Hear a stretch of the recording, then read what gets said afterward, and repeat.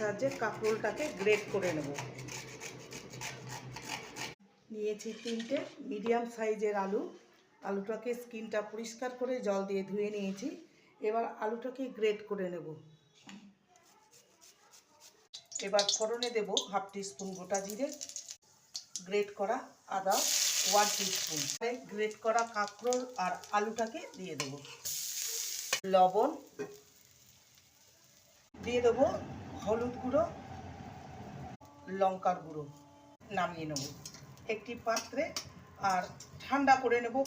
মিশ্রণটা ঠান্ডা হয়ে গেছে। বেসন এটাকে গোল গোল কোপ্তার আকারে গড়ে নেব। লাল করে এপিট ওপিট হাফ টিস্পুন গোটা জিরে দিয়ে দেবো, আদা বাটা, হলুদ গুঁড়ো, লঙ্কার গুঁড়ো, কাশ্মীরি লঙ্কার গুঁড়ো, জিরে গুঁড়ো, সামান্য জল, পোস্ত বা চিনি, টমেটো বাটা দিয়ে দেবো, জল। কোপ্তা গরম মশলা কাঁকরোল দিয়ে সম্পূর্ণ নিরামিষ